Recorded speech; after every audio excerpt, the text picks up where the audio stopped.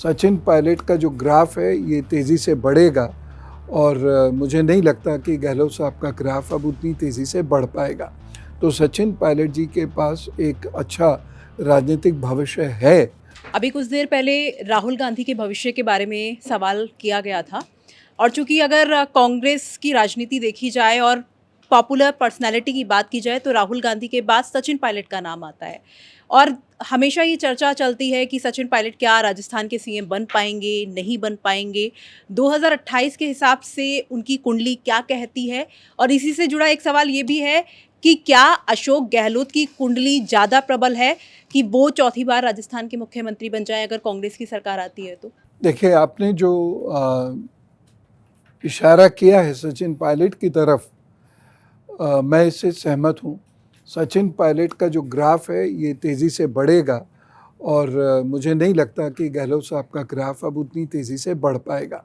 तो सचिन पायलट जी के पास एक अच्छा राजनीतिक भविष्य है और निश्चित रूप से ये समय जो है 2030-32 तक मैं कहूँ, ये उनको किसी विशेष मकाम तक पहुंचाकर और वहाँ स्टेबल बनाए रखेगा। तो सचिन जी का अच्छा समय है।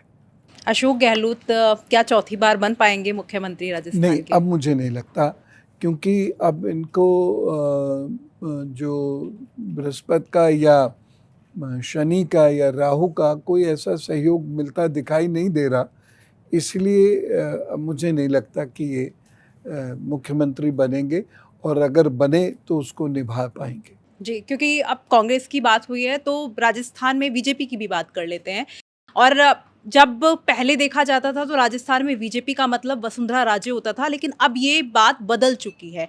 वसुंधरा राजे का भविष्य कैसा है? क्या उनको कोई बड़ी जिम्मेदारी मिल पाएगी? क्योंकि ये भी चर्चाएं चलती हैं। अभी चूंकि राष्ट्रीय कार्यकारी अध्यक्ष की नियुक्ति हुई और नितिन नबीन का नाम आया और वसुंधरा राजे के जो समर्थक थे वो फिर से ये सवाल करने लगे कि जब इतनी मुलाकातें हो रही हैं तो आखिर महारानी उनको बोला जाता है कि उनको कोई बड़ा पद क्यों नहीं मिल रहा है या संगठन में कोई बड़ी जिम्मेदारी क्यों नहीं मिल रही है, तो उनका भविष्य क्या कुछ कहता है? फरवरी से अगस्त या नवंबर से दिसंबर का बीच का जो समय है, इसमें इनको कोई मुख्य दायित्व मिल सकता है। अन्यथा वसुंधरा राजे जी का जो अगर भविष्य ग्राफ में देखूं तो ये बहुत चढ़ता हुआ नज़र मुझे आता नहीं।